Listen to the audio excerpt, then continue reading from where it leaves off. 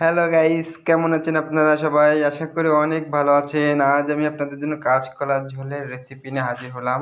সেটা হচ্ছে প্রথমে কাঁচকলাগুলো কাটতে হবে। কাটার পর এভাবে হলুদ দিয়ে ভিজিয়ে রাখতে হবে। গরম পানি দেওয়া লাগবে না, একটুও তরকারিটা কালো হবে না। কিছুক্ষণ পরে এটা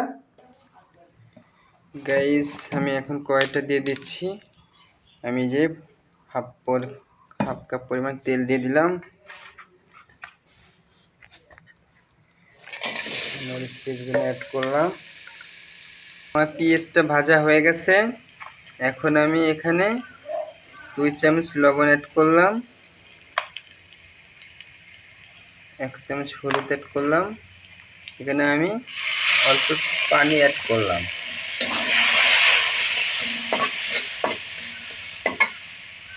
এখন আমি কলাগুলো এখানে দিয়ে দিলাম।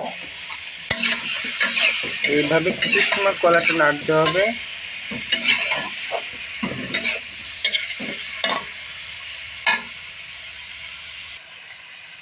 আমার কলাটা কষানো হয়ে গেছে, বাট এখন অনেকটা সুন্দর কালার দেখা যাচ্ছে।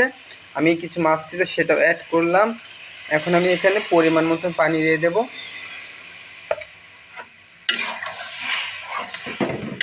খুবই সহজ উপায়ে এই রান্নাটা, চাইলে আপনি ঘরে বসেই করতে পারেন, কোনো সমস্যা নেই। আমার তরকারিটা হয়ে গেছে। এইমাত্র আমি তরকারিটা বাটিতে সার্ভ করলাম।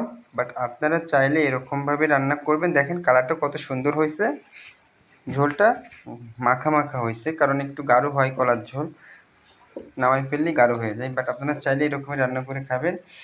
আর আমার জন্য লাইক কমেন্ট করুন। বাট আমি যেন আপনাদের নতুন নতুন রেসিপি সার্ভ করতে পারি, সেজন্য সবাই আমার দোয়া করবেন। গাইজ ভালো থাকবেন। আল্লাহ হাফেজ।